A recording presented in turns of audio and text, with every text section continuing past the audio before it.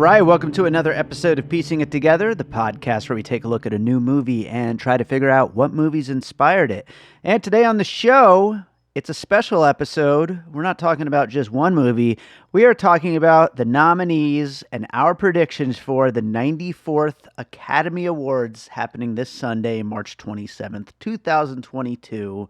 We're going to try to do some predictions, see what happens. I'm almost always wrong, but you got to do it. So joining me is Ben Miller, film critic from Ice Cream for Freaks. And Ben's been on the show before, and I'm happy to have him back. We have a great conversation coming up. We don't hit every one of the categories. If anyone who has listened to Piecing It Together knows, we just do a few categories. I'm a composer, so I always do score. All the acting categories, director, and of course picture, just for the sake of time. And there's other movie podcasts you can go listen to that specifically cover the awards, and those would be the ones I would recommend you go listen to if you want predictions for every category. We're just going to do these ones, and this way we can get some last thoughts in on some of 2021's best movies. So we're going to get to that in a second. Before we do, I want to remind you, as always, to make sure you're subscribed to Piecing It Together wherever you listen to podcasts. You can rate and review us over on Apple Podcasts or Good Pods or on Spotify or on Podchaser. And we really appreciate those 5-star ratings and reviews. Supposedly, they help us get seen by new listeners and get us up the charts and all those apps and all that stuff. And I don't know if any of that really works. It's like the campaigning for Oscars of the podcasting world. But, whatever. I appreciate it when you do it. And it's nice to see people enjoying the show and giving us feedback and all that. So please do that and make sure you're subscribed. And you can follow us over on social media, on all the social medias at Piecing Pod. I'm most active on Twitter, but every once in a while I try to remember that we have an Instagram and post some stuff there. Maybe I'll start doing that more often. We also have the Facebook group Popcorn and Puzzle Pieces, where we continue the conversation about all the movies we talk about here on the show.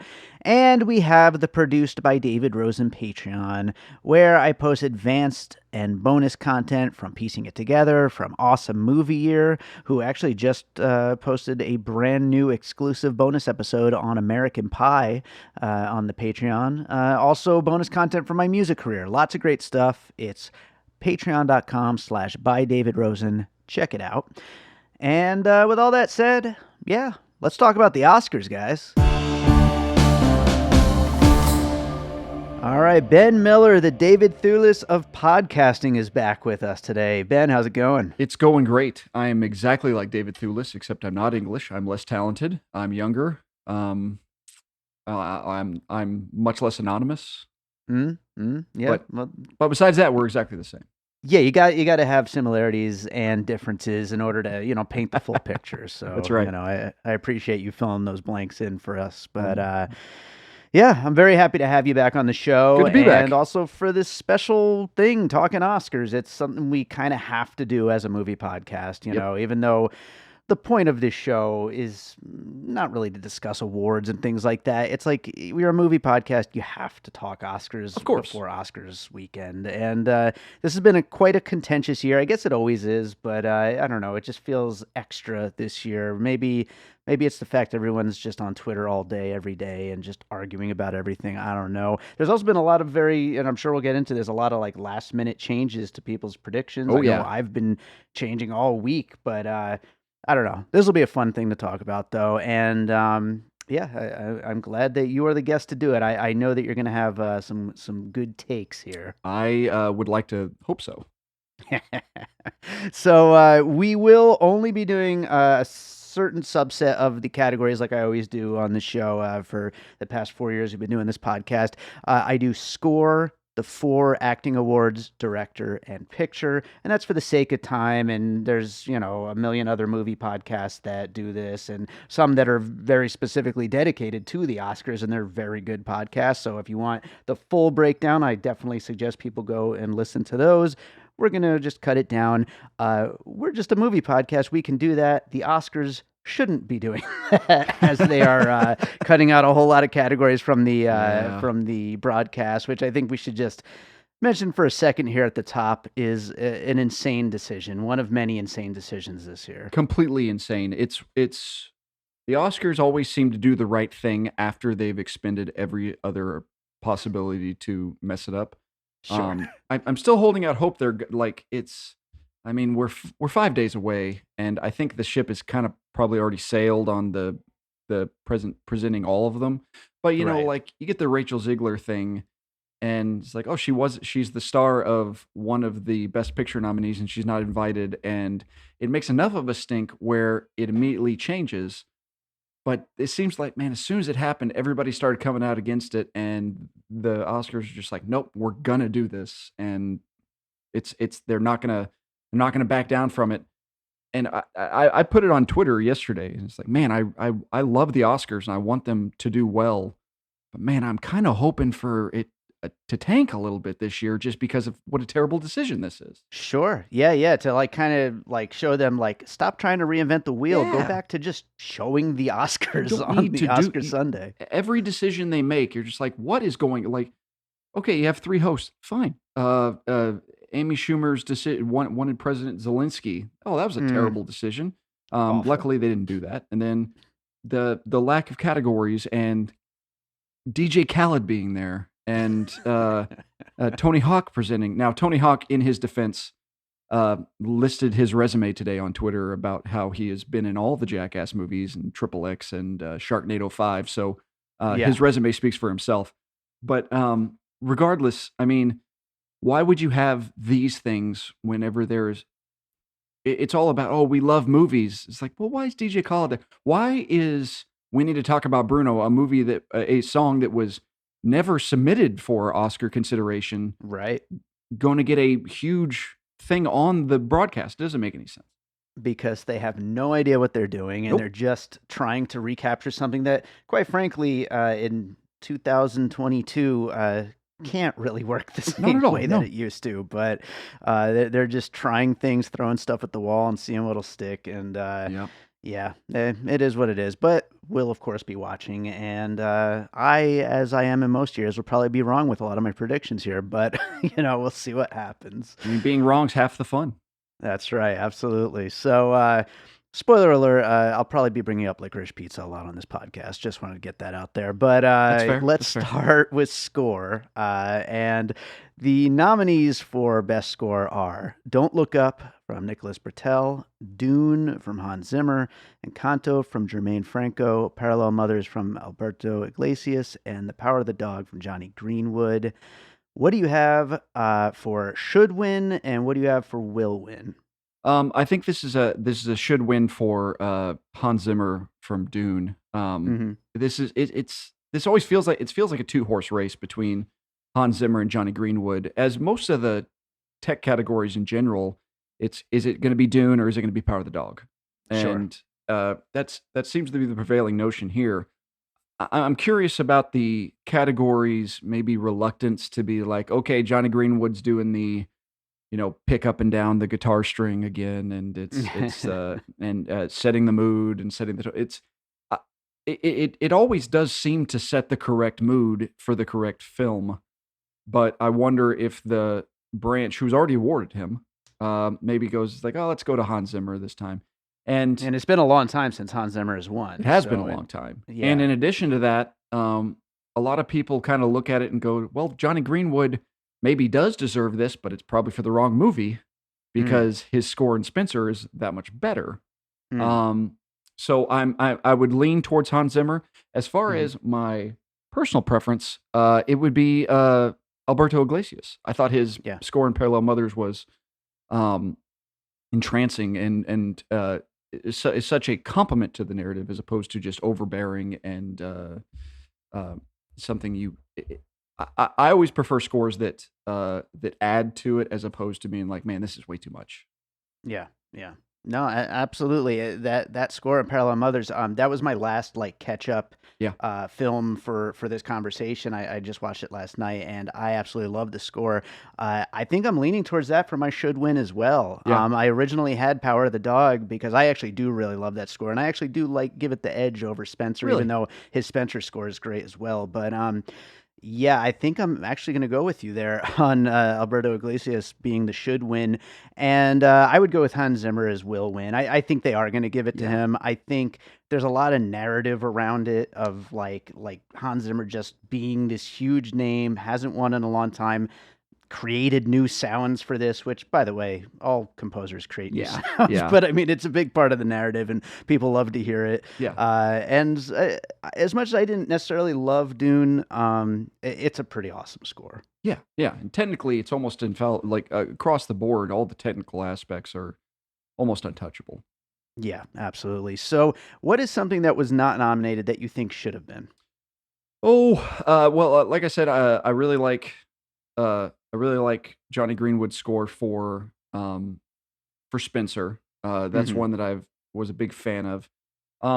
As far as the other things I had, I the score for 9 Days. It's a little film that a lot of people didn't see, but I had a Hmm. chance to see it.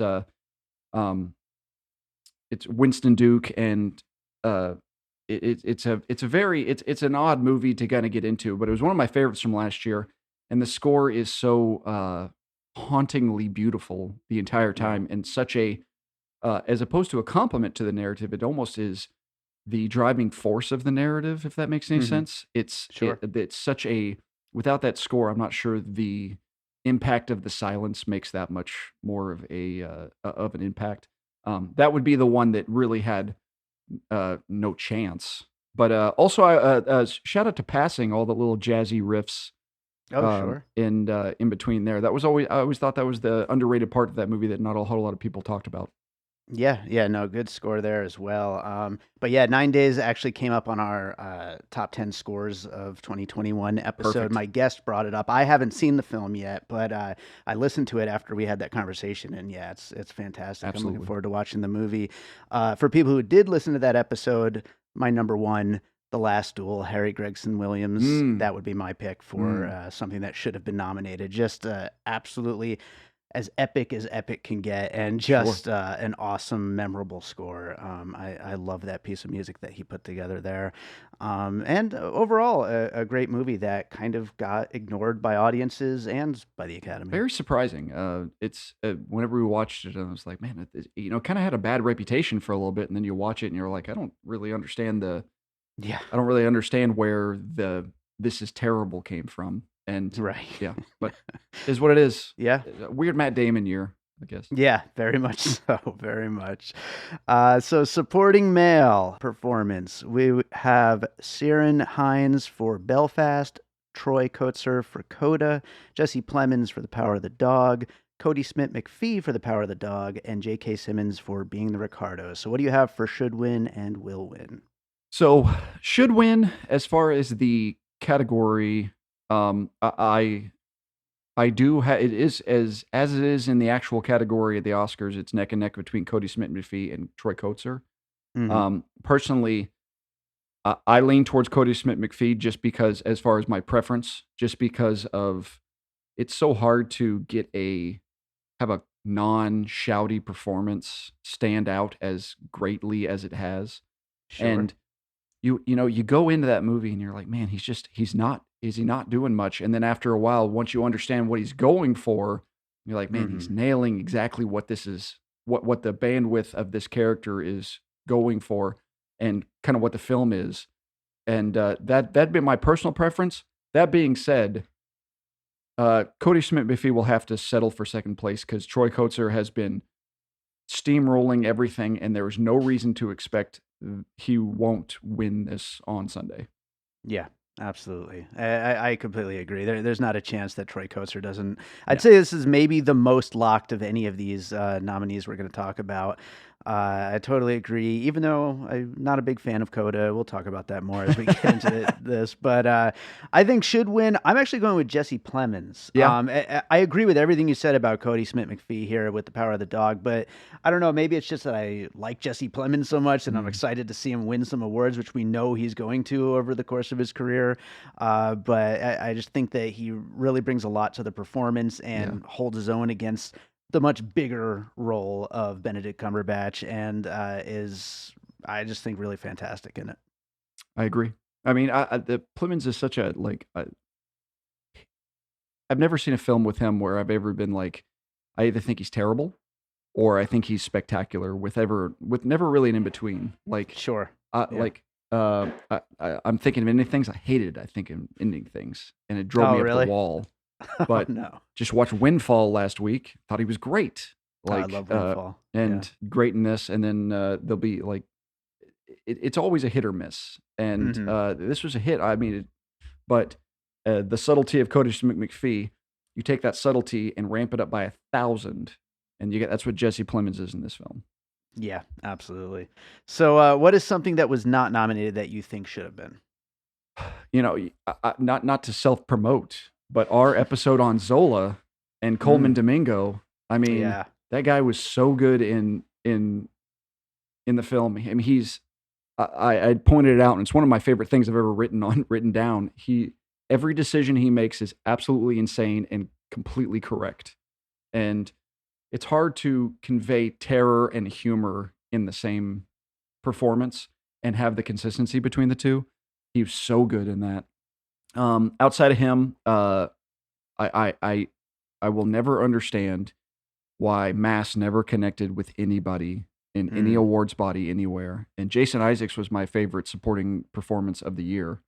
And I'll never understand what happened, why it went the way it went, but it did, and that was that. So, but Jason you Isaacs, know, pour one out for him. I still haven't seen Mass, and I joked on Twitter like a month or two ago that that movie basically doesn't exist. Like, I'm not even sure if it's even available yet, or if it's still just a screener that, like, like they have done nothing with the release of that movie. It's very like so with MGM deciding to release Cyrano like 2 months too late. Yeah, It's like that with Mass, except they just forgot to release it. Like it really feels they that gave it way. to critics like falling over themselves, and there was no groundswell because nobody in the public ever saw it unless you're a critic. Yeah, And like you see that just like you do with Peter Dinklage. You look at it's like, man, why was he not nominated? This is the narrative wise, the actor, the acclaim, all that stuff lined up, and you're just like, man, what a butchering of a campaign. And essentially, I guess Mass was just too small for them to care about, and it's yeah, too. I guess it was too. It's not exactly a fun watch, but I that's my guess is just it's like, man, they just couldn't figure out how to get it out there. yeah. No, that makes sense. So for my should have been nominated, so at first, I was sitting here trying to figure out which supporting performance from Licorice Pizza I wanted to include. Bradley Cooper, Sean Penn, Tom Waits, even Benny Safdie. They kind of split the vote, and then I was going to go with Vincent Linden from To 10 Yes. instead. And now I'm actually kind of leaning towards copying you and going with Coleman Domingo because you're absolutely right. He was so damn good in that movie. And when I was making my notes here, it didn't cross my mind. But now that you're bringing it back up, I'm like, God, was he good in that movie? Just like our podcast, Under Her, just like the movie Underseen. Like Yeah, anybody who sees Zola realizes how fantastic he is, and everybody in that film. But in general, yeah, I absolutely. yeah. So let's go on to supporting female performance. We've got Jessie Buckley from The Lost Daughter, Ariana DeBose from West Side Story, Judi Dench in Belfast, Kristen Dunst in The Power of the Dog, and Anjanou Ellis from King Richard. Who do you have for should win and will win? This is the first one I actually agree with, have the same should and will win, and it's Ariana Okay. DeBose. Ariana All DeBose right. is going to steamroll this just like Troy Kotsur has. I'm not sure she's missed a single precursor. Like at least some places, Cody Smith McPhee has gotten some precursor attention, and Ariana DeBose just hasn't missed anywhere. Yeah. I will preface this by saying I was not a fan of West Side Story. Like Mhm. I got into it. I was excited. I ramped myself up. Me and my wife sat down. We're like, "Oh, right, West Side Story. This is gonna be great." And then I'm sitting there an hour in, going, "Well, this is okay." And Yeah. at the end of the movie, I went, "Well, Ariana DeBose was great." And every time she's on screen, it's a breath of fresh air. It's a burst of electricity.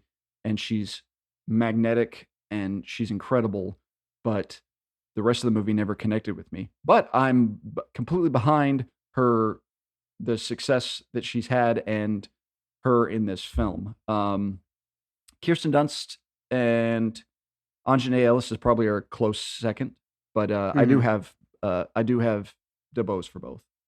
Yeah. Well, I've got it for win as well. Arena DeBose, absolutely. That's probably going to happen. I would say. I don't know that it's 100% a lock though. I think that a lot of these are pretty strong with some of what's been going on in the award circuit so far. Hmm. But yeah, I do think most likely that's where it's going to go. My should win, probably less support with this one, but I'm going with Jessie Buckley for The Mm. Lost Daughter. I think that she is the best part of the movie, and I think that she is so good. And I think that she, much like, a Jesse Plemons, will eventually get her moment. Yeah, It she's might young. not be Yeah, this movie, but I just think she's so good. yeah. That's a film that I always have as a father. It's tough to watch and it's tough Mhm. to kind of grapple with. Like you look at the kind of the actions of the characters in the movie, and you're like, man, the fact that they're really good is frustrating because the actions are so deplorable, and you're like, man, I can't really wrap my mind around this. But I agree, she is wonderful in a role, and I also like one of my favorite things about her performance is she's not doing an Olivia Colman impression. Like Right. she knows that Olivia Colman's obviously playing her, and Olivia Colman does the same. She's not doing a Jessie Buckley impression. They're kind of just Sure. like they're kind of meeting in the middle without emulating any part of themselves, but at the same time, it feels like the same character. Right, Yeah, right, which is part of what makes that movie so interesting, I yeah, think. absolutely. Yeah. So, what do you have as something that should have been nominated? Well, um, I mean, part of me wants to say Harriet Sansom Harris just for your own sake because I know you're going to say it. Yep. But again to piggyback off of Mass. I mean, Martha Plimpton or Ann Dowd, either one. There's no understanding for why it didn't go that way. Like, Yeah. um, Martha Plimpton was actually my favorite performance of the entire year of any across performances. Wow. Um, a name that I haven't seen a whole lot of people throw out that I really enjoyed was Melina Smith in Parallel Mothers. Okay, I yeah. thought she did a great job in that, but she really got I guess overshadowed by the film and Cruise. But I mean, I thought she was incredible. Yeah. No, absolutely. And yeah, I Mass is probably gonna be like one of the first things that I catch up on Yeah, after I take a nice deep sigh and, sure, release the as you Oscars. should. But Yeah, yeah. And you are absolutely correct. Harriet Sansom Harris is my pick here. Better than even all of those guys I just mentioned in the supporting actor should have been nominated. Best scene of the year. It's just so funny. just Just comes in steals and the whole steals the whole movie. movie in a 4 minute scene. I mean, yeah, Just incredible. So funny. Anybody who hasn't seen Licorice Pizza yet, watch it, especially for her one scene. So good. absolutely. So let's move on to the leading performance categories. Let's start with leading performance male. We've got Javier Bardem for being the Ricardos, Benedict Cumberbatch for The Power of the Dog, Andrew Garfield, Tick Tick Boom, Will Smith for King Richard, and Denzel Washington for The Tragedy of Macbeth. What do you got? Will win is Will Smith. Mm-hmm. It's the narrative, the timing, everything's lining up. His speeches have been good. He doesn't really miss anywhere. It seems like it would be shocking if he didn't win. It's Mm-hmm. not a Chadwick Boseman situation because people kind of saw that one coming. But Right. if somebody else not named Will Smith would win, it would be like, well, where'd this come from? That doesn't make any sense. Right. So it sure seems like he will win. As far as the should win, I have Andrew Garfield. Uh, Mm-hmm. it's it was such a magnetic performance, a movie star performance that requires skill and technique and uh, the effort. You can feel it all there, and not to mention the whirlwind of a press tour between him and Spider-Man, saying he's not in Sure. Spider-Man before everybody obviously knows he's in Spider-Man. He had a big year. Big year. But and then I also I'm very fond of his performance in The Eyes of Tammy Faye that got no attention. But Yeah. he's my personal preference.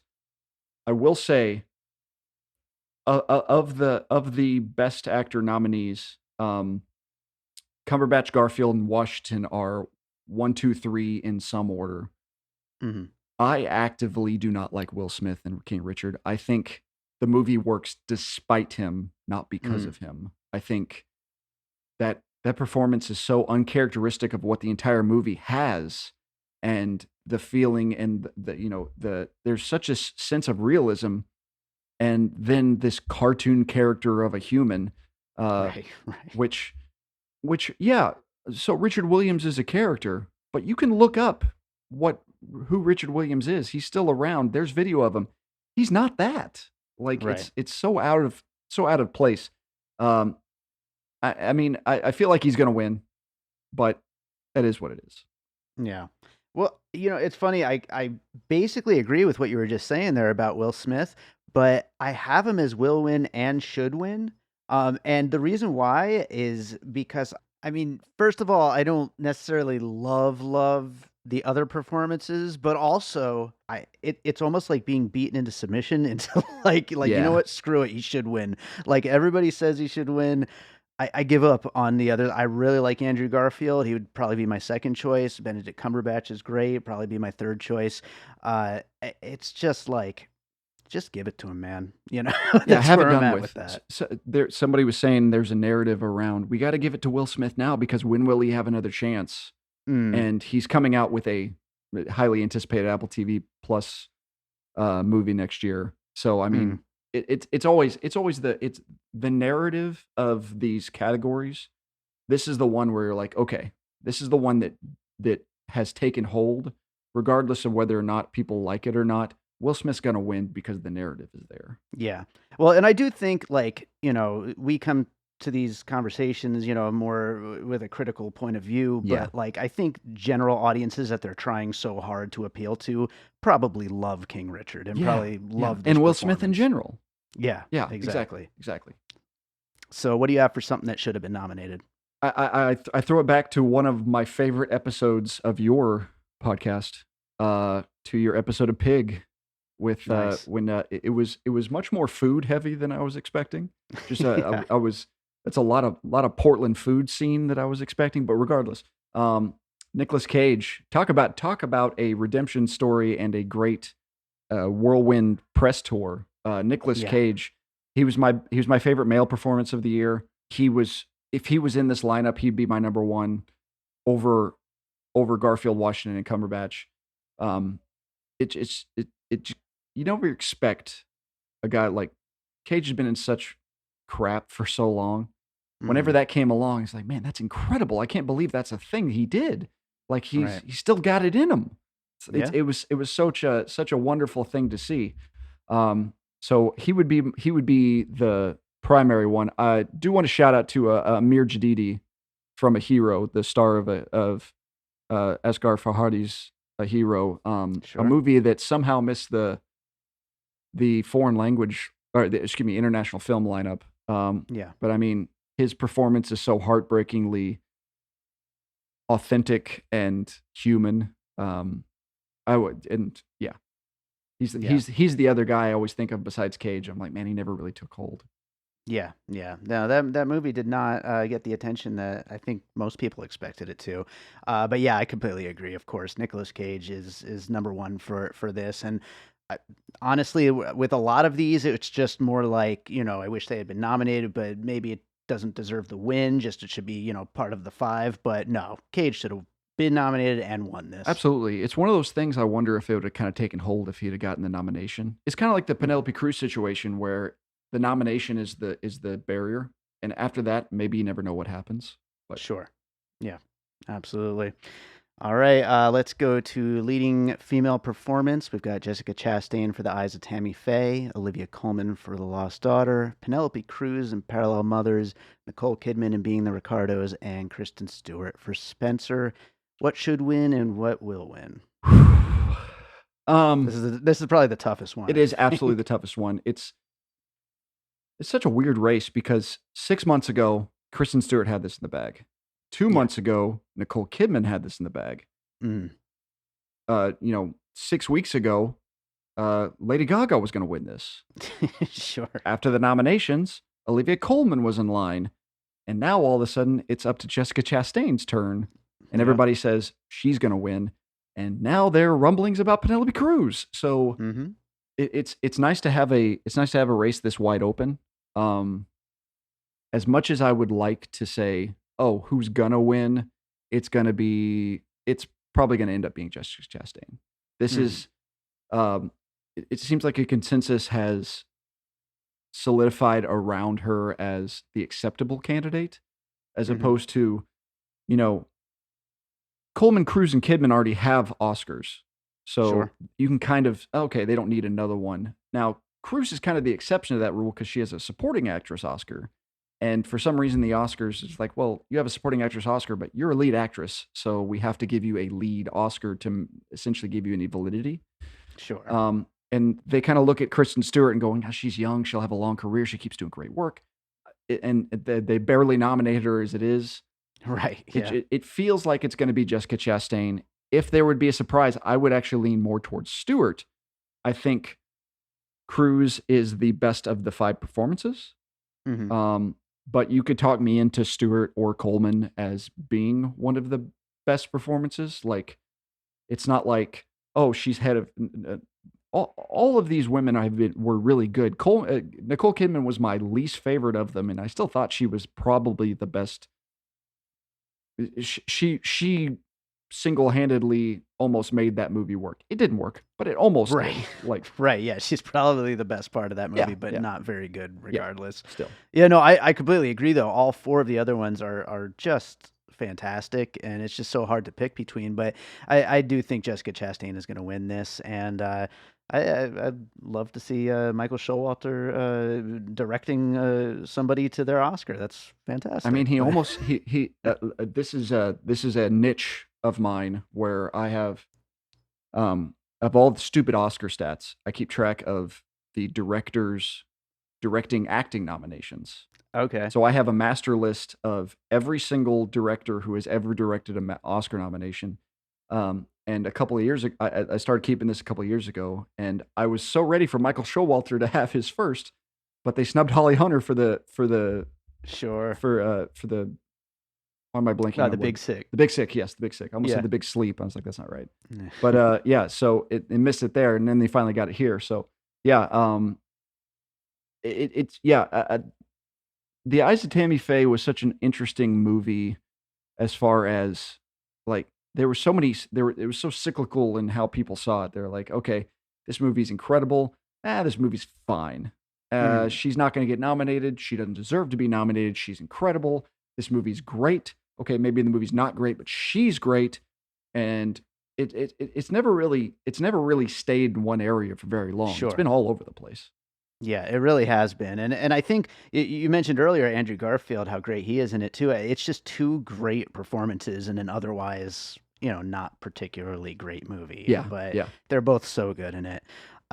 As for should win here, yeah, I'm going with Penelope Cruz for Parallel Mothers. I mean, just fantastic. I mean, I was until I watched it yesterday, I was going Olivia Colman, but Yeah. like you said, she already has so many Oscars, and she's gonna get so many more Oscars. Yeah. And Kristen Stewart is great, don't get me wrong, but she's so young. She's going to have a long career ahead of her. Mhm.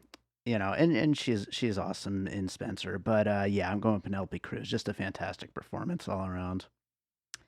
So what is something that should have been nominated? I have to give a shout out to my other foreign language ladies. Renata Riensvi. I guess that's how you say it. I think so. I've never I think heard you it got actually. it. That sounds close enough. From The Worst Person in the World. Mhm. Somebody said if you had 2 more weeks and let people watch it more and maybe released it a little earlier so people could see it, she's probably Mhm. a Best Actress nominee. Yeah. Like, because that's my favorite movie of the year, by the way. Okay. That was the movie that hit me. It's a perfect segue of, like, okay, 20 to 30 and trying to figure out your life and that kind of stuff. And it hit me specifically perfectly. I was like, okay, this is incredible. And she's incredible. The other one would be Agatha Roussel, Roussel, Roussel. Yeah. Agatha Roussel for Titane. Trying to describe the performance is difficult Sure. because it's such the film in general. My wife calls it the car sex movie. I mean, Fair. as most people do. Yeah. But There's so much more it's though. so much deeper than that, and Yeah. she changes her performance from like this vicious psychopath to more of a still kind of like a sociopath, and then on to like, okay, maybe she actually has a little bit of good in her, but at no time does she really do anything of any good worth. Like No. it was such an interesting performance. Her and Vincent Linden in general. Um, that's a movie that's tough to get out of your head, and I can't imagine that performance. I mean, it just goes in such different places. Yeah. Yeah, absolutely. Yeah, no, she is fantastic in that, and definitely a good pick. I'm of course going with Alana Haim Of course, from of course. Licorice Pizza. The standout of the whole movie. I mean, she is so damn good in this movie, and I would think goes really well with your the worst person in the world pick here. I mean, they're two performances, coming of age type movies, but kind of coming of age adjacent, Yeah, unique, different takes on that yeah. that kind of blend a couple of different genres in. But yeah, Alana Haim, so good, and such an interesting performer, and it'll be curious to see, like, almost, of course, a lot of people talked about Lady Gaga leading up to this. It'll be interesting to see if Alana Haim does more, or how she is with a career in acting. If she really like takes it on and runs with it, or if it's just like a once in a while thing, or where Yeah, exactly it goes for her. and kind of like Vicky Creeps, it's like, well, do people like working with Paul Thomas Anderson is not like working with anybody else? Sure. And can somebody do it correctly with her as opposed to like like I'm not worried about Paul Thomas Anderson getting it, nailing it. And Yeah. it took the rest of the world a good 5 years to figure out Vicky Creeps. Yeah. And now they finally turned around and say, okay, now we know what we got here. And Yeah. maybe it'll take that a little while for Lana Haim as well. So, but I'm optimistic. Yeah. Yeah, I am too. Absolutely. She's just really fantastic. But speaking of directors, let's go to Best Director. We've got, of course, Paul Thomas Anderson for Licorice Pizza. We've got Kenneth Branagh for Belfast. Ryosuke Hamaguchi for Drive My Car. Jane Campion for The Power of the Dog. And Steven Spielberg for West Side Story. Also a very difficult category. What do you have for should win and what will win? The will win is Jane Campion. It's all but assured. Just like anything else, like you said, I like your analogy with Will Smith. It's like it's been hammered home so hard that she's going to win Best Director. That if she didn't win Best Director, it would be shocking. Yeah. It's not even that she doesn't win. I don't know who would replace her. Like you in Best Actor, you're like, okay, it'll be Cumberbatch or Garfield if somebody were to surprise. Well, if somebody surprises in Best Director, I don't know who that would be Right. because, like, I mean, the Oscars have given Paul Thomas Anderson a what he's up to 9 nominations now, I think so. Yeah. and you have yet to give him anything. Yeah. And And by the way, we're not covering screenplay, but I don't even think he's going to get that. And it's that's probably was the place where he would be most likely to get it this year, but I don't even think he's going to get I that. put a little money on Don't Look Up, Yeah, just I know. because the odds were too tasty.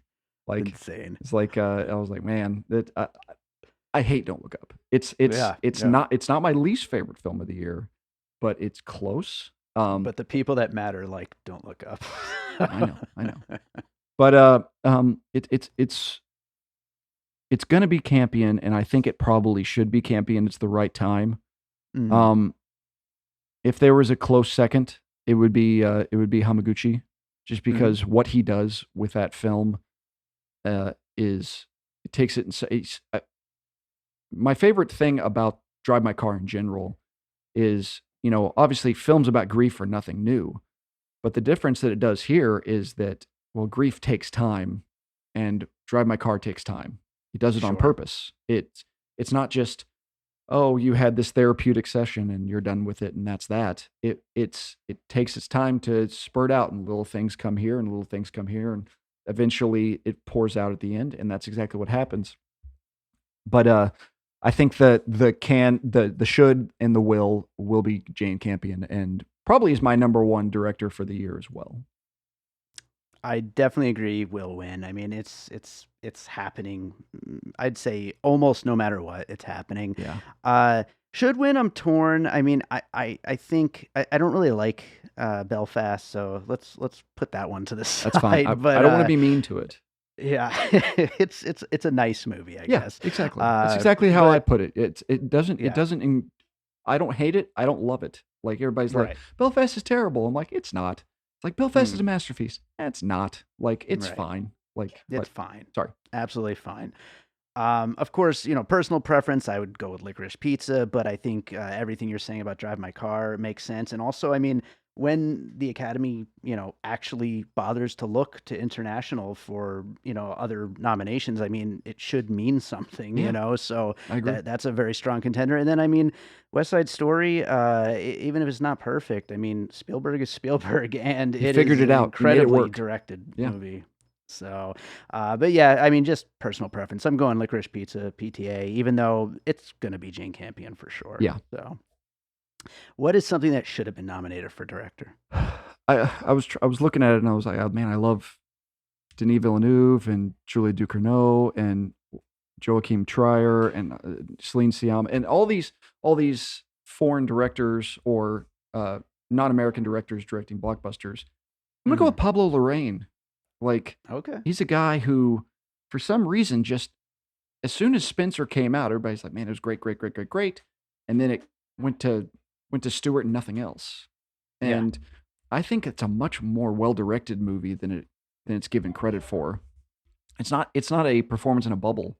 And Lorraine did the same thing happened whenever Jackie came out, and it all came. It's like, okay, Portman's going to get an Oscar nomination. It's great, all the music and all this kind of stuff, and it never really surrounded Pablo Larraín. And I don't really understand why he doesn't get the credit that he does, not only for his not only for his way with actors, but the way the scenes are set up and his the kind of ghost story reality of it's fables of reality. Yeah. He's the one that always sticks in my head. Yeah, no, great pick and great point too to the fact that all the attention went to Stewart, even though it's a great movie all around, and it is surprising that the director doesn't get any attention there. Yeah. So yeah, good pick there. I'm gonna go with again. I didn't love Dune, but it is 100% vision. I talk about that Absolutely. on the episode, and Yes. it really, if you're gonna, aside from the technical awards, if you're going to, award it anywhere, a director would be the place for it. And Yes. Denis Villeneuve is an really exciting, interesting director, even if I don't always love all of his movies. Just always something that I'm excited to go see on the biggest screen possible, of course. And so, yeah, definitely, I think that would be my pick. Yeah, that's a good one. He's kind of got a Christopher Nolan quality as far as like he has Yeah, a is a pastiche without actually being like what's his thing. It's like it doesn't really have a thing, but right. it's something. Like Yeah. there's something about it that like realistic scope or something like yeah. I know exactly what you mean and I agree. All right, Best Picture time. Our nominees are Licorice Pizza, The Power of the Dog, Drive My Car, West Side Story, Dune, Nightmare Alley, King Richard, Don't Look Up, Coda, and Belfast. This is a race that I feel like the projected winner has just been all over the place. Like by week, by week, by week, it just keeps changing. But what do you think should win and what will win? Uh, okay, so I keep going back and forth because this is Hmm. a two horse race. This is between Power of the Dog and Coda, Yeah. and I've always this is a interesting conversation with it because it's always like you think back in 1998 being a great example. They always look at Saving Private Ryan and Shakespeare in Love as enemies that go against each other, and that's not really the case. It's like they're Sure. not one is not designed to destroy the other. And the La La Land producer said the same thing about Moonlight. It's like it's always Right. been Moonlight versus La La Land, but in reality, they've been their own movies. It's not a Coda's great, Power of the Dog's terrible, Power of the Dog's a masterpiece, Coda's a piece of crap.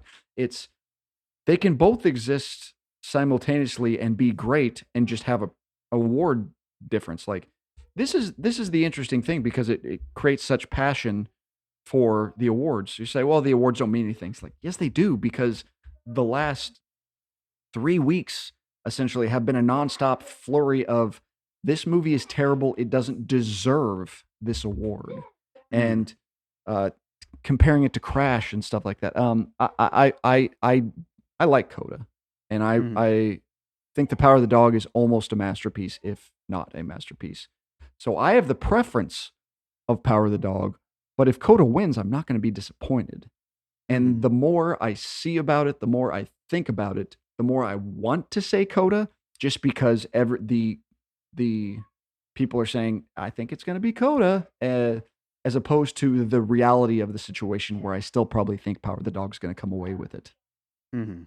Yeah, it's really hard because I mean, we've joked about this on Twitter before, but like, the idea that Netflix has been gunning for an Oscar just year after year after year, this past few years that streaming has been on the rise, and that Apple TV Plus would be the first one to do it is just insane if Coda wins. And then there's the conversation about the backlash that a small Yeah. movie like Coda would face if it wins. So it makes it really difficult. Yeah, I'm I'm going with Coda. I don't blame you. I don't like Coda very much. I really I get it. It's I get that a lot of people really loved it, and that's great. I've got nothing against Coda. It's fine if it wins, whatever. But I just think it's going to win. I Yeah. think that there's just the right amount of groundswell of support right now for it. You think it's So going 3 for 3? I feel like I feel like it's going to. Yeah. I just feel like the Power of the Dog is just losing a little bit of momentum, which is a very strange thing if Campion just wins director. Yeah. But I don't know. I just think it's losing a little bit of momentum where Coda is gaining it all. But of Yeah. course, there's always the chance that Don't Look Up just sneaks in and takes it from both of them. It's that is the Crash situation. Don't Look Up winning is the situation where you're like, oh, come Yeah, on. then we can actually literally be Then we can mad. have that conversation. Yeah, Yeah. that's the situation. I would be the way the preferential ballot works. I would be shocked if it's anything besides the two, just Yeah. because the passion is so there for Coda and Power of the Dog. Um, I and I think Don't Look Up probably has the most third place votes or Hmm. second place votes. But I mean, I don't know if that makes a difference in the long run compared to how the passion for Coda and the passion for Power of the Dog. I would have to be like, man, there's really something weird with the preferential ballot system, where Don't Look Up is able to get that. Now, there was an incredibly entertaining and fascinating YouTube video discussing the preferential ballot, and a guy took actual Hollywood insiders and said, "This is what the preferential ballot is looking like, and let's eliminate each movie as they go. And this is how it works." And it's a good way to understand it. Um, and Power of the Dog did end up winning just over Coda, so it wasn't something that was like, okay, well, Coda was eliminated fifth or something. Like, no, no, no. It was It was Coda right there. and Power of the Dog the whole way, and then it eventually, okay, well, it Interesting. solidified to one. It won't surprise me if Coda wins. Um, it'll be one of those things. Is adapted screenplay is way earlier in the day, so in the broadcast. So as soon as they say adapted screenplay goes to Coda, I'm like, okay, well, that's going to win Best Picture, and Right, vice yeah. versa. If Power of the Dog wins adapted screenplay, it's like, okay, that's Best Picture. So that's that. Okay. Yeah. That is the thing to look out for then for sure. And of course my should win was Licorice Pizza. So, what more can I say about Licorice Pizza? I love that movie more than anything else that came out last I year. mean, it's So it just hit your sweet spot of everything. it's perfect. It's the only 5-star movie I watched last year. But that's we don't have to get too far into that. What do you have for something that should have been nominated for Best Picture?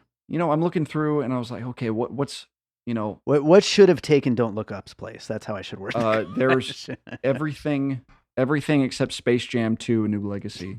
Yeah. Um, I'll default to The Worst Person in the World just because Okay. it's so it hit me. That's the movie in 10 years I won't forget. Like, Mhm. it's not the only 5-star movie I had this year, but it's the one I was like, man, that's number one with a bullet. And Yeah. it just hit me in the right spot, and I'm going to be watching it for a long time, for many years. And I mean, everything around it, from all the performances to the stylistic, the this incredible script. That's the one I'm going to land on. Everything Yeah. else, I'm like, okay, well, maybe, you could talk me into Parallel Mothers being a close second. But Yeah. but Worst Person in the World is definitely the one that I land on.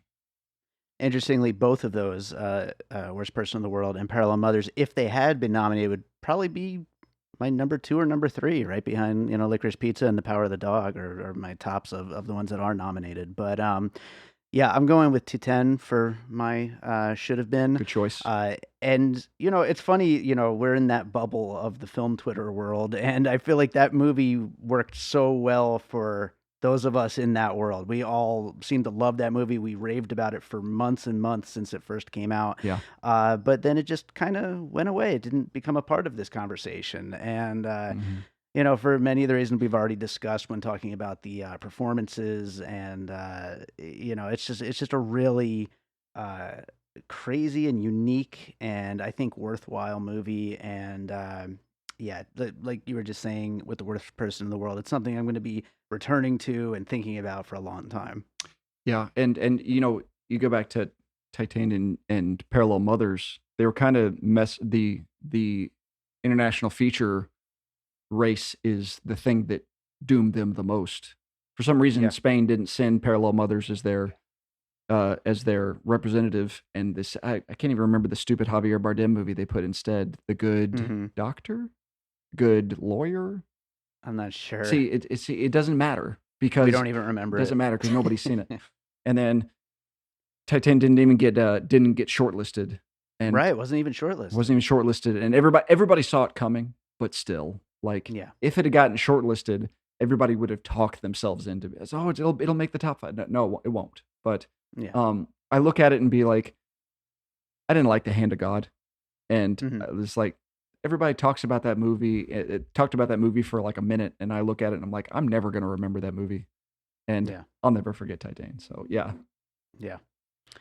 Right on. Well, that does it for the Oscars. I guess we will find out this Sunday Yes, we will. what happens. And I am looking forward to watching and tweeting along with it all. And we will have to have you back on the show again sometime, Ben. I'm Absolutely. so happy to have you back this time. Thanks so much for having me back. Yeah, definitely. We will get you for another regular episode soon. Before I let you go, though, I do want to ask you, is there a movie you watched recently you'd like to recommend to our listeners? Oh, just for the sake of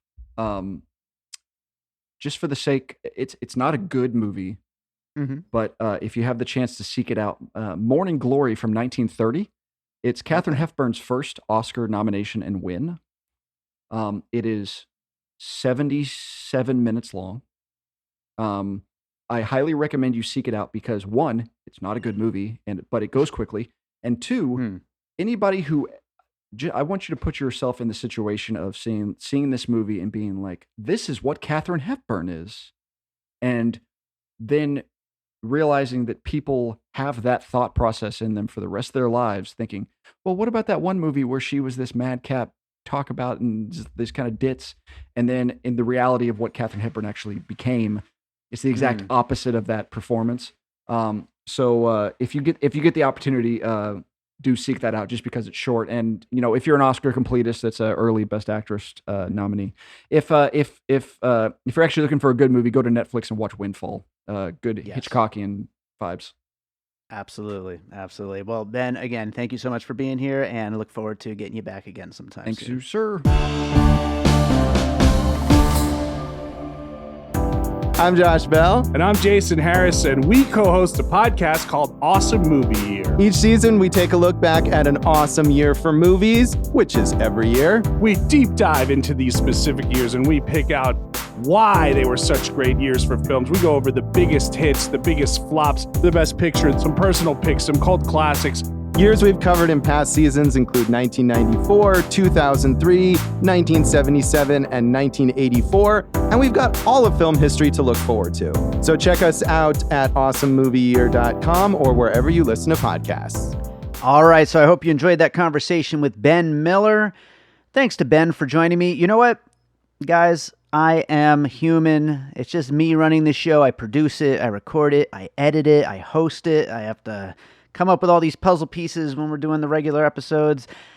Once in a while, I make a little mistake, and I forgot to let Ben plug his website and his socials and all that stuff. I always have my guests plug themselves at the end of the episode. It's been over 300 episodes of podcasting. I don't think I've forgotten once, and I forgot this time. Ben, I'm sorry about that. Everybody check out icecreamforfreaks.com. That's the number 4, icecream4freaks.com, where Ben posts his work, and you can follow him on Twitter at nebisben, Neb being Ben backwards. So Neb is Ben. He's a great follow. Check him out on Twitter and check out his website. And we will get Ben back on the show soon, and he'll be able to plug his own stuff the way he'd like to do it as the David Thewlis of podcasting. So that does it for today's episode. We'll see what happens with these Oscars this weekend. I am very excited to see the show, even though, as we discussed, it seems like it's going to be kind of a train wreck this year, but I'm always excited for the Oscars regardless, and we'll see what happens with the winners. Who do you think is going to win? Tweet at me. I'd love to hear your thoughts after you listen to this episode. Let me know if I'm crazy. Let me know if you think that we're right in the things that we thought should have been nominated. I love hearing from you guys, so please get in touch. You can follow us on social media at PiecingPod. Join our Facebook group, Popcorn and Puzzle Pieces. And, drop those 5-star ratings and reviews over on Apple Podcasts or Good Pods or wherever you listen to podcasts. If there's a 5-star button you can hit it. And then go on with your day and watch some more movies. So let's close this thing out with a piece of music like I always do. And let's see, what should I play today? I've played this on the show before, but this would be a good one to play for the Oscars. This is a track called Destined For Greatness, which I originally made for a short film from a photographer, Alexis Cormenza, and then released as a single. It's not on one of my albums, but it is out there on Spotify and iTunes and all those places as a single. And it's a really cool, very triumphant piece of music. And I was really proud of it as the music that I had made for this short film. And I decided to kind of touch it up and turn it into its own song. And it is out there to listen to. So enjoy this track. It's called Destined For Greatness. Go check out the rest of my music by davidrosen.com if you want to find all of my albums, or you can just search my name, David Rosen, on Spotify and all those places and listen to it all there. But hope you enjoy it. We'll be back with more Piecing It Together real soon.